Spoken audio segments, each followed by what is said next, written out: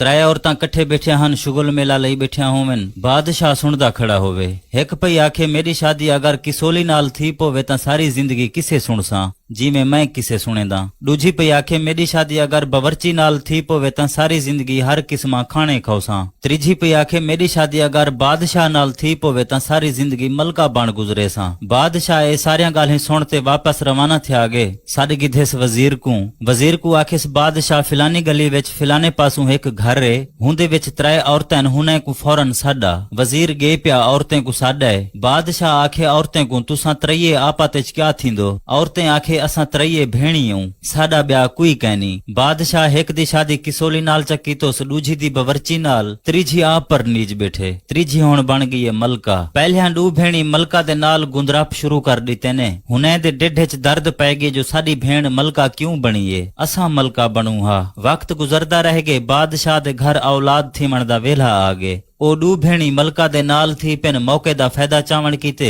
मलका को जू ही खूबसूरत पुत्र जाए, हुने दू भेणी हूं पुत्र को चाहते लुकाए चा ते नाल बिल्ली दा बच्चा चा रखे ने। बादशाह को वंजा खेने मलका दे पेटू बिल्ली दा बच्चा जाए। बादशाह पहले ढेर परेशान थे, वला सोचे हिंदे विच मलका दा कसूर कैनी। ओ दू दुश्मन भेणी बादशाह दे पुत्र को चाहते टोकरी च पाते दरिया दे विच लोड़ छोड़े ने। बादशाह दे माली दा घर दरिया दे किनारे होवे, हूं डिठे टोकरी दे विच खूबसूरत बाल लुढ़दा आंदे। माली सोचे मेरी औलाद कहनी ही बाल को चाहते मैं अपना पुत्र चा बनेदा ते मैं पलेंदा ही को। माली पुत्र चाहते घर पुज गए। माली दी घर वाली वही हूं पुत्र नाल औलाद जितना प्यार करन पैगी। वक्त गुजरदे देर न लगी, वला वेला आगे दूजे बाल दा। दूजी वारी भी पुत्र थे, वला हूं को दरिया दे विच लोहड़ी तोने। वला हुने दुश्मन भेणी नाल गुलोर चा रखिया। इत्तफाक दे नाल दूजी वारी भी ओ पुत्र माली दे हथे आ गए ते माली हूं को भी अपना पुत्र बना गिधोस ते पालन शुरू थी गया। बादशाह मायूस थी गए, मलका भी डाठी परेशान होवे। मलका दियां दुश्मन भेणी डाठिया खुश होवन। मलका को बदनाम करण दिया रोज नव्या सकीमा बनावन। वला वक्त बन गए, मलका दे उते त्रीजी वारी बाल पैदा थीवण दा वेला आ गए। मलका को त्रीजी वारी धी जइए।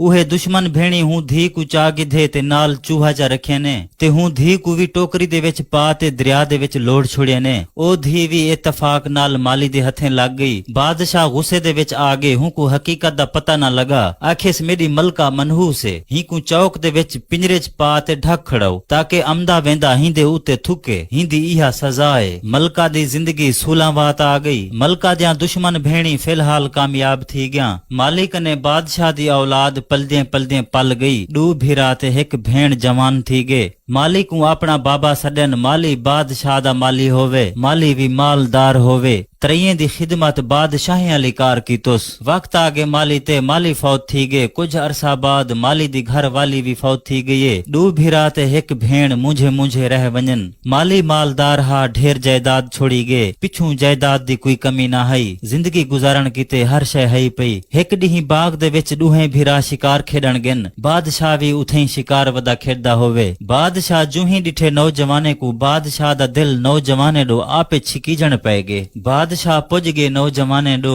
पहले सिक नाल डिठेस, वला बादशाह पुछना कीतेस हओ ता शहजादे केरी नगरी दे आओ। नौजवाने आखे असाडा बाबा माली हा, ओही दुनिया तू टुर गए। असा कहीं नगरी दे बादशाह कहन से, लेकिन हूं डाढे सुखे हर शय है पई, अल्लाह दा शुक्र है। बादशाह को नौजवाने दा अलावण बोलण ते अदब डाढा पसंद आया। बादशाह कने नौजवाने इजाजत गिधी। पुज गन अपने घर ते डाढे खुश होवन। भेण खुशी दी वजह पुछिए भिरामे डो। भिरामे आखे मुलाकात थई साडी बादशाह दे नाल, दिल ना आदि है घर वलण, ही वास्ते खुश हूं। भेण आखे भिरामे को जडा वला मुलाकात थी वे बादशाह नाल, तुसा ए इजाजत मंगा है जो तुआडे महल दे सामने असा अपना घर बनावण चाहदू, इजाजत होवे ता। भिरामे आखे ठीक है, वला मुलाकात थईए बादशाह दे नाल, दिल दिल तू जुदा न थीवे, मुहब्बत वधारे च होवे। बादशाह को भिरामे रलते आखे अगर इजाजत होवे ता असा अपना घर तुआडे महल दे सामने बनाऊं जा। बादशाह खुशी नाल इजाजत दे दीती। महल दे सामने घर तैयार थी गए, फुल बूटे नाल सजा दितो ने। वक्त गुजरदा रह गए। ओ जेरिया दू दुश्मन भेणी हन, बादशाह ते नौजवाने दी मोहब्बत को देखते सड़न पे